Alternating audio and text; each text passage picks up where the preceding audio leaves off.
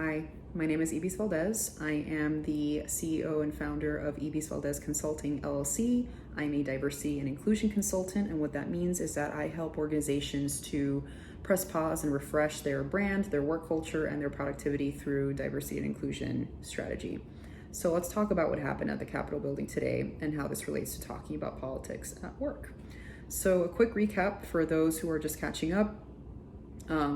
Is that basically a large mob of people who did not feel at ease with the results of the 2020 US presidential elections decided to rush into the Capitol building today in Washington, D.C. And so they breached security barricades. They went in with guns ablazing, quite literally, and they broke into the Capitol building. Shots were fired across the House chambers. A civilian woman who was caught in the crossfire was shot and then died recently. So there was a lot of very disturbing imagery and videos coming out of that. And, like for a lot of people, it was certainly just even rocked me to see the Capitol building of my country in the capital city be, rushed like that in a very deliberate act of domestic terrorism. So, what should you do at work when a situation like this comes up? The thing is that a lot of us are taught that this is politics and this is work, and you must always keep them very separate, and that they're two mutually exclusive spheres. So while there are certain cases where it's wise to avoid talking about like politics or current events because you might get into a really heated discussion with someone, you're not going to change anybody's mind, and it's going to impact operations and productivity and just everyone's mood. Totally understand.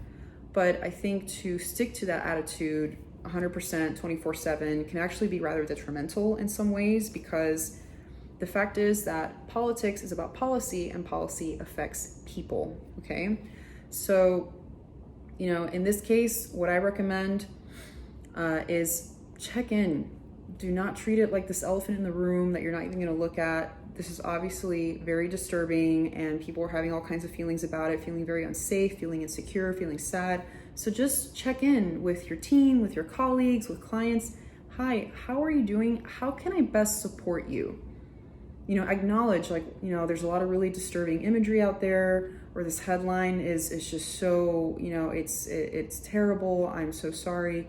How can I help best support you? That goes a long way just to clear the air, to make people feel seen and validated and that they have some kind of support.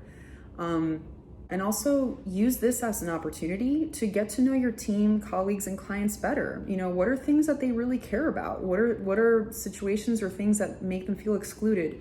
Using this information will result in a better working relationship with everyone.